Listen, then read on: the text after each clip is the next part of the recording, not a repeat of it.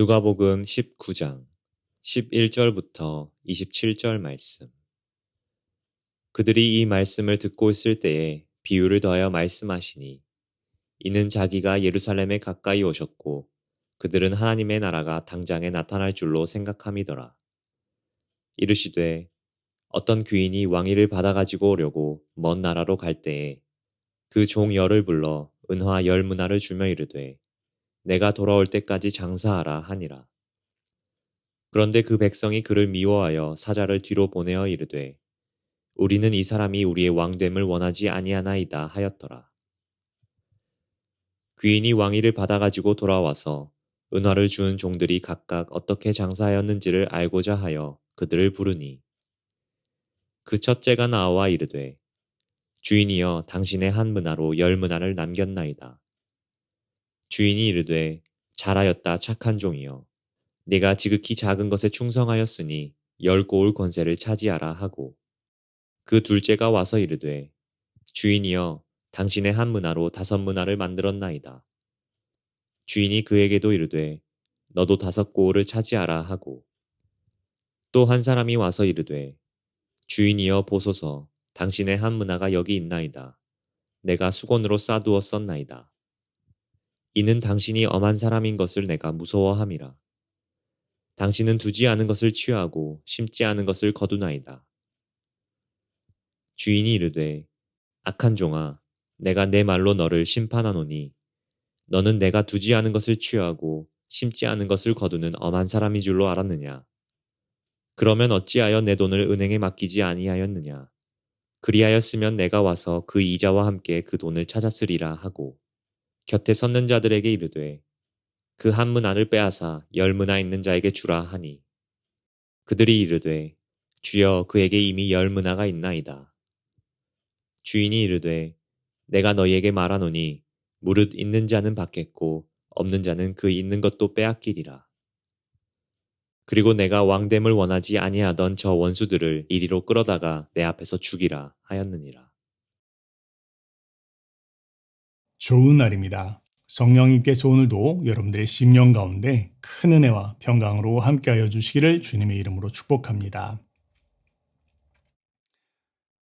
현대인의 평균 연령을 살펴보니까요, 한 80년 정도를 살아간다고 합니다. 그런데 어느 미국의 대학에서 이 80년을 살아가는 이 현대인들이 평생을 살아가면서 자기의 시간을 어디에 사용하고 있는지에 대한 부분들을 조사를 하였습니다. 그런데 그 조사 결과가 굉장히 흥미롭습니다. 그 결과에 보니까 이렇게 나와 있는데요. 일을 하는 데에는 그 평생 80년 가운데 26년의 시간들을 사용한다고 합니다. 그리고 또 잠을 자는 데 사용한 시간은 한 26시간 정도 되어지고요. 또 TV라든지 미디어나 핸드폰이나 이런 데에 시간을 쓰는 시간이 보통 한 10년 정도 된다고 합니다. 밥을 먹는 데는 한 6년 정도를 쓰고요. 또 전화를 하고 통화를 하는 데에는 한 4년 정도의 시간을 쓰고 또 화장실에서 한 3년 정도의 시간을 쓰고 또 누군가를 또 무언가를 기다리면서 한 2년 정도의 시간을 쓴다라고 합니다. 저는 이 통계를 보면서요, 이런 생각을 해보게 됩니다.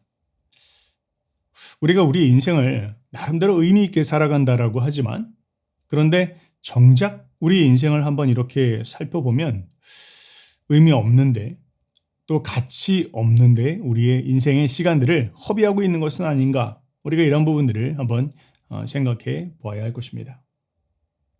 자, 그런 의미에서 오늘 이제 여러분들과 함께 살펴볼 이 말씀은 굉장히 그 초점이 명확합니다. 오늘 본문이 우리 가운데 이야기하고 있는 가장 핵심적인 부분들은 바로 왕이 돌아올 것이다, 왕이 귀환할 것이다 라는 것을 우리 가운데 전제로 이야기해주고 있습니다. 다시 말하면 왕의 귀환을 위해서, 다시 오실 왕을 위해서 우리는 무엇을 준비하면서 살아가야 할 것인가에 대한 부분들을 아주 핵심적으로 가르쳐주고 있는 것이 오늘 본문이 우리 가운데 이야기하는 내용입니다. 우리 지난주에는 달란트의 비유를 함께 살펴보았죠. 오늘 여러분들과 살펴볼 부분들은 바로 문화의 비유입니다. 자, 본문의 내용을 먼저 한번 읽어보셨다면 이 두 비유가 언뜻 봐서는 굉장히 비슷한 내용을 이야기하고 있는 것 같다라고 생각이 되어집니다. 그러나 이 달란트가 가르치고 있는 것, 또 그리고 문화가 우리 가운데 가르쳐주고 있는, 또 상징하는 바는 사뭇 다른 내용이다라는 것을 우리는 알 수 있습니다. 자, 달란트의 비유에서 달란트가 상징하는 바는 무엇이었죠? 그것은 은사 혹은 재능을 이야기하는 것이었습니다. 하나님의 일을 하기 위해서 하나님께서는 각 사람마다 각각 다르게 다른 은사들과 다른 재능들을 주셔서 하나님의 일들을 감당하게 만드셨습니다. 때문에 각각 다른 것을 주셨기 때문에 그들이 내는 열매들은 다 다릅니다. 그렇지만 그것에 대해서 하나님께서는 동일하게 보상을 하셨다라는 것이 이 달란트의 비유의 핵심이었습니다. 자, 그런데 오늘 이제 이야기하고 있는 이 문화의 비유는 조금 다른데요. 달란트의 비유가 각각 사람들마다 다른 것을 주셨다라면 문화의 비유는 모든 사람들에게 동일하게 한 문화씩을 나누어 주셨다라고 그렇게 이야기를 하고 있습니다. 자, 그런데 각 사람들에게 동일하게 한 문화씩을 나누어 주었기 때문에 그 결과에 대해서 그 결과가 그 맺은 열매들이 혹은 그 결과들이 달랐을 때 그것에 대한 하나님의 상급 또한 다르게 되어질 것이다 라고 이야기하는 것이 바로 오늘 이 문화의 비유가 우리 가운데 이야기하는 그런 핵심입니다. 자, 그러면 우리가 한번 이렇게 생각을 해봅시다. 달란트의 비유에서 달란트가 은사와 은사와 재능을 상징하는 거라면 문화는 과연 무엇을 말하는 것일까? 여러분, 무엇을 이야기하는 것 같으십니까? 하나님께서 모든 사람들에게 동일하게 주신 것이 무엇이다 라고 생각을 하십니까? 성경 마태복음 28장 18절부터 20절까지에서는 이렇게 주님이 말씀하고 계십니다. 예수께서 나와 말씀하여 이르시되 하늘과 땅의 모든 권세를 내게 주셨으니 그러므로 너희는 가서 모든 민족을 제자로 삼아 아버지와 아들과 성령의 이름으로 세례를 베풀고 내가 너희에게 분부한 모든 것을 가르쳐 지키게 하라. 볼지어다 내가 세상 끝날까지 너희와 항상 함께 있으리라. 그렇게 말씀을 하셨습니다. 이것이 무엇이죠? 예수님께서 예수님을 따르는 제자들에게 또 그 이후의 모든 성도들에게 맡기신 분부하신 명령입니다. 그것이 무엇입니까? 복음을 전하라. 그리고 모든 민족을 제자 삼아라. 바로 복음 전파의 사명입니다. 그러니까 이 복음 전파의 사명이라고 하는 것은 그냥 어떤 목회자들이라든지 혹은 어떤 사역자들에게만 하나님께서 주신 사명이 아니고 모든 성도들에게 동일하게 주신 그런 하나님의 사명이다라는 것입니다. 바로 그것이 이 한 문화가 상징하는 것입니다. 자, 그러면 오늘 이 비유의 어떤 그 내용과 그리고 또 그것이 구체적으로 무엇을 의미하는 것인지 또 구체적으로 무엇을 상징하는 것인지 한 가지 한 가지를 한번 살펴봅시다. 오늘 비유는 이렇게 이야기를 하고 있습니다. 어떤 한 귀인이 있었습니다. 자, 이 귀인이 왕위를 받기 위해서 먼 나라로 떠나갔다 그렇게 이야기를 합니다. 당시 유대 사회에서는요, 만약 유대의 왕이 되려고 한다고 하려면 로마로 갔어야 됐습니다. 그곳에서 황제를 만나서 황제로부터 그 왕권을 받았어야 됐습니다.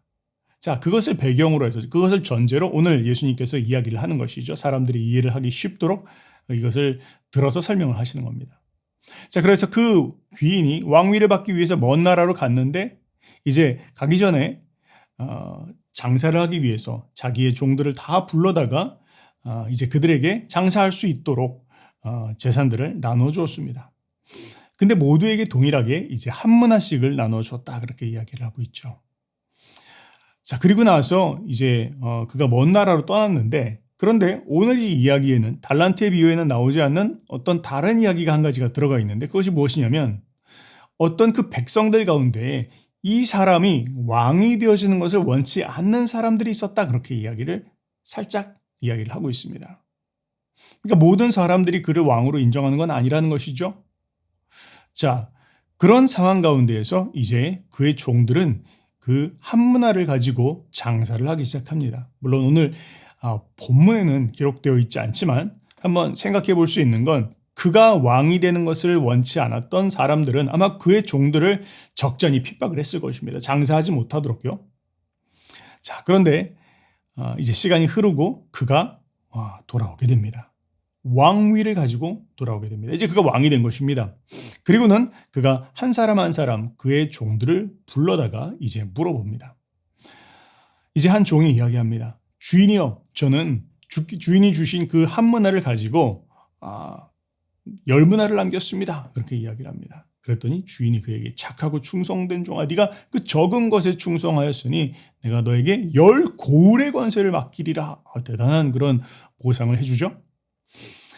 그리고 또 그 옆에 있는 사람이 이제 이야기합니다. 저는 주인이 준 그 한 문화를 가지고 5문화를 남겼습니다. 그랬더니 주인이 그래, 그럼 너에게도 5고을의 권세를 주마. 그렇게 이야기합니다.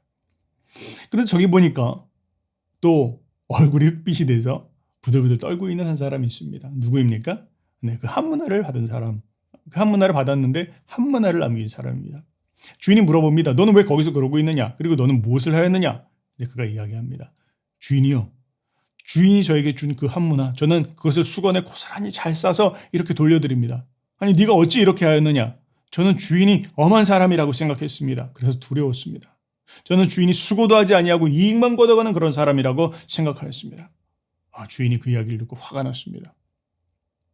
내가 너에게 그런 기회를 주었거늘 너는 나의 마음을 오해하고 오히려 나를 악한 사람이라고 생각했느냐? 라고 하면서 그의 그 한 문화를 빼앗아다가 저 10문화를 가진 자에게 도로 주라! 그렇게 이야기를 합니다. 자, 그리고는 이제 주인이 이야기합니다. 내가 왕이 되는 것을 원치 않았던, 그것을 거역했던 저 반역자들을 당장 내 앞으로 끌고 와서 그들을 모두 다 죽이라! 그렇게 이야기를 하였습니다. 자, 이것이 예수님께서 말씀하신 비유였어요. 자, 그러면 이 비유가 우리 가운데 무엇을 의미하는 것인지 한번 생각해 볼까요? 자, 그 상징은 이렇습니다. 이 귀인은 누구입니까? 이 먼 나라로 왕위를 받기 위해서 떠났던 귀인은 바로 예수님이십니다. 예수님께서 죽으시고 승천하시고 또 부활하시고 승천하신 이후 이제 다시 오실 것이지만, 그러나 그분은 지금 먼 나라로 가신 그런 상태에 있는 것, 바로 그것이, 그 귀인이 바로 예수님이십니다. 자, 그런데요, 그가 이제 다시 오실 것인데 어떤 환경, 어떤 배경 가운데 오신다고 그렇게 본문은 이야기하고 있습니까? 백성들 가운데 그가 왕이 되는 것을 원치 않는 사람들이 있더라는 것입니다. 반역자들이 있고 그들의 세력이 득실거리고 있는 이 세상 가운데 예수님께서 다시 오실 것이라는 거예요. 자, 그러나 모든 사람들이 반역하고 있지만, 많은 사람들이 반역하고 있지만 그 중에 일부의 사람들, 바로 그분의 종들이 있습니다. 누구입니까? 예수님의 제자들이고 또 오늘 예수님을 믿는 성도들입니다. 이제 그들은 주님을 기다리고 있습니다. 자, 그런데 이제 그들은 무엇을 하고 있어야 합니까?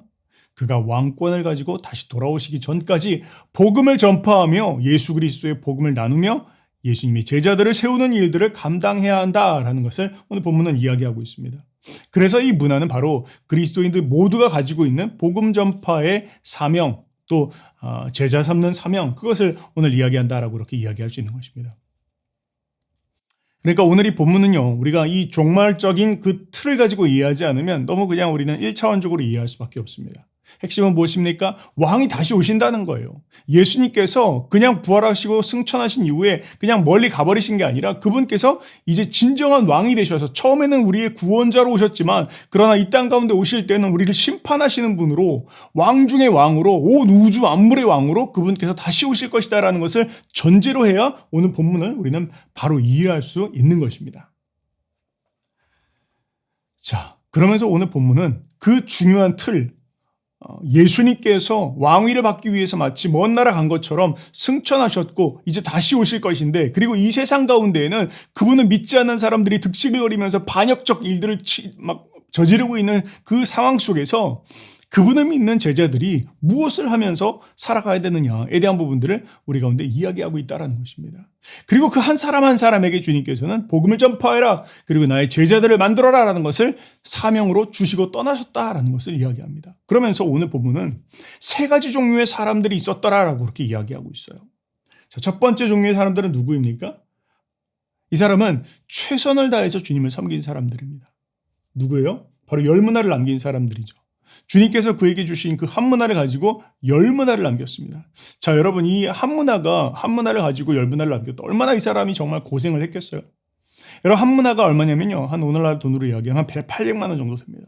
우리 한국에서 예를 들어 800만 원 자본금 가지고 무슨 사업 한 번 한다. 여러분, 쉽지 않겠죠? 그걸 가지고 정말로 몇 배를 10배를 불려내는 이런 일들을 한다. 뭐 쉬운 일이 아닙니다. 근데 그런 일들을 했다라는 거예요. 이가 가진 것은 무엇이에요? 그냥 고작 자본금 한 문화. 이 한 문화는 뭘 이야기합니까? 내가 하나님 만난 거, 하나님께서 나 같은 죄인 만나주신 거, 그래서 내가 구원받은 거, 그분 사랑하는 그 마음, 그분의 음성에 순종하고 싶은 그 마음, 그분 말씀하시는 건 다 따라가고 싶어하는 그 순수한 마음, 그거 하나 가지고 그 한 주먹 불끈 쥐고 복음을 전파했다라는 거예요. 만나는 사람들마다 야, 하나님 살아 계셔. 나 같은 죄인 주님 용서해 주셨어. 하나님께서 나 같은 죄인도 용서해 주셨고 너도 그렇게 용서받을 수 있어. 그런데 그분은 그저 용서하시는 분만 아니라 다시 오신데, 다시 오실 때는 그가 심판주로 오신대. 그래서 우리가 준비해야 돼. 만나는 사람들마다 이야기했다라는 거예요. 그러니까 지금 보니까 그 한 문화를 가지고 10문화를 남겼다라는 겁니다. 뭘 말합니까? 만나는 사람들마다 복음을 전하는데 많은 사람들이 핍박했겠죠. 많은 사람들이 그의 이야기를 아마 귀뚱으로 들었을 것입니다. 그런데 그 가운데서 그 말씀을 듣고 또 그를 따르는 사람들이 일어났다. 그런 따르는 사람들이 벌떼와 같이 일어났다. 오늘 본문은 그것을 이야기하고 있는 것입니다. 이 사람은요, 대단한 거 갖고 있는 사람 아니었어요. 무슨 유창하게 설교할 수 있는 사람도 아니었고, 대단한 막 능력이 있어서 막 죽은 자를 일으키고 병자를 치유하고 이런 것도 없었습니다. 막 대단한 행정력이 있어서 사람들을 막 조직하고 동원할 수 있는 그런 능력이 있었다라고 이야기하지 않습니다. 동일하게 그 한 문화, 하나님 만난 거, 그 하나님 체험한 거, 그 복음을 증거하고 싶어 하는 그 마음의 열정, 그거 하나, 그거 가지고 사람들 만나고 복음을 전하는데 쉬지 않았다라는 거예요. 그런데 그가 10문화를 남겼습니다. 주님이 어떻게 칭찬하셨겠어요? 주님이 그를 칭찬하시는데 너에게 내가 10고울의 권세를 주겠다 그렇게 이야기하셨어요. 여러분 한번 이렇게 저는 생각해 봤습니다. 800만 원 투자했는데 10개 광역시의 리더십을 받은 거예요. 그 뭐 시도지사 됐다라는 얘기죠. 800만 원 가지고 요즘 무슨 선거한다고 할지라도 몇 억씩 든다고 하는데 800만 원 투자해서 10개의 광역시의 시도지사를 얻었다? 뭐 대단한 거 아닙니까? 남기는 일이죠. 뭘 이야기합니까?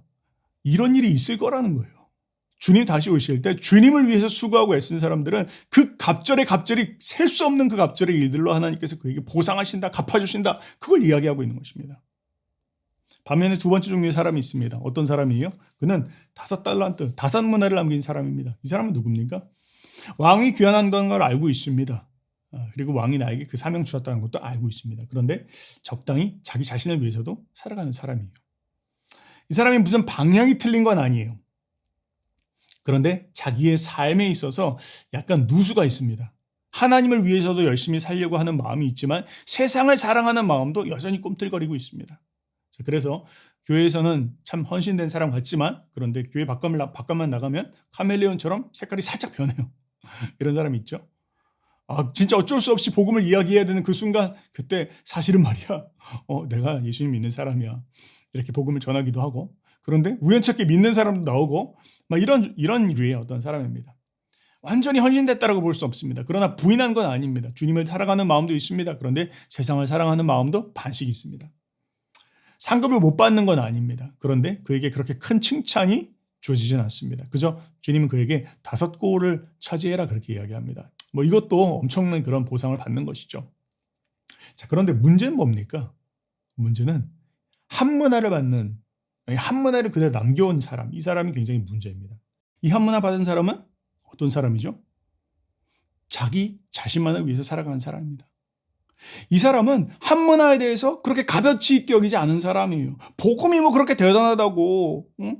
요즘에 교회 다닌다 그러면요. 사람들이 막 따돌리고 그래요. 학교에서 그런 얘기하면 전도사님 막 쪽팔려야죠. 그런 얘기 못해요. 막 이런 얘기 하는 거죠.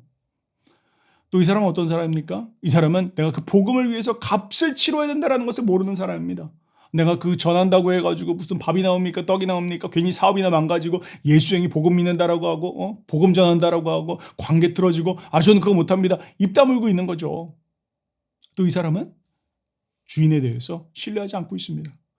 그 한 문화 가지고 무슨 10문화를 남겨오라는 둥 뭐 그런 거 있잖아요. 이 한 문화 꼴랑 전해주고 복음 전해주고 세상을 변화시키라. 그걸 어떻게 합니까? 이러면서 주인은 수고도 하지 않고 이익만 거둬가는 사람이라고 생각하고 있다라는 것이죠. 근본적인 문제는 뭘까요? 이 사람은 주인에 대해서 충성하지 않는 사람입니다. 이 사람은 주인이 왕위를 받아서 온다라더니 지금 몇 년째 안 오고 있습니다. 사람들 다 지금 주인에 대해서 반대하고 있어요. 반역하는 사람들이에요. 주인이 왕이 되는 걸 싫어하는 거예요. 우리끼리 지금 잘 살고 있어요. 무슨 차별금지법이니 이런 거 만들면서 하나님 없이도 잘 살 수 있는 세상 지금 거의 완성 단계에 있어요. 유토피아 거의 다 만들었어요. 우리 지금 그 세상 속에서 살고 있는데 나도 이제 주인 버리렵니다. 이제 나도 이 세상 가운데 살아가렵니다. 이런 마음 품으면서 주인을 향한 불신의 마음, 불충의 마음, 이런 마음 품으면서 살아가고 있는 사람입니다. 그런데 이 사람이 모르고 있는 것이 있습니다. 뭘 모르고 있었죠? 세상 얼마나 화려하든지 간에 그것이 결코 우리 죄를 사해줄 수 있는 권세가 없고, 세상 얼마나 대단하고 화려한 것 있든지 간에 그것이 우리를 사망의 권세로부터, 사단의 그 소나기로부터 해방시켜 줄 수 없고, 그 어떤 세상 대단한 것도 우리에게 영원한 생명 줄 수 없다라는 것을 이 사람은 모르고 있는 것이죠. 그가 또 왕으로 오셔서 우리에게 10골 권세, 그것보다 더한 권세도 주실 수 있는 그런 분이라는 거 그는 모르고 있는 것입니다. 때문에 그를 위해서 고난받고 핍박받는 거, 그거 대단한 거 아니고 당연한 것이고 영광스러운 것이다라는 거 그는 모르고 있었던 것이죠.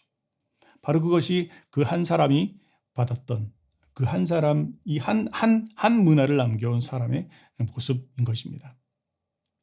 자, 그러면 우리는 이 왕의 귀환을 위해서 우리에게 무엇이 필요합니까? 우리가 무엇을 하면서 살아가야 합니까? 여러분, 우리가 전도하면서 살아가야 합니다. 우리가 제자화하면서 살아가야 합니다. 쉬운 말로 이야기하면 복음 전파하면서 우리가 살아가야 합니다. 하루 24시간 한번 돌아보세요. 나의 시간을 한번 돌아봅시다. 내가 얼마나 나의 시간을 무엇을 위해서 살아가고 있는지, 활용하고 있는지 한번 생각해 봅시다. 언젠가 그분이 다시 오십니다. 오늘 이야기는 그분이 반드시 왕권을 가지고 다시 오신다라고 그렇게 이야기하고 있습니다. 근데 그분 다시 오셨을 때 내가 왕을 위해서 아무것도 안 한다라고 생각하면 여러분, 우리가 어떻게 했어요? 우리가 무슨 대단한 사람 여러 번 만나러 간다라고 할 때 빈손으로 가시는 분 있으십니까? 누군가를 만나러 가는데 하다못해 과일이라도 사서 가잖아요.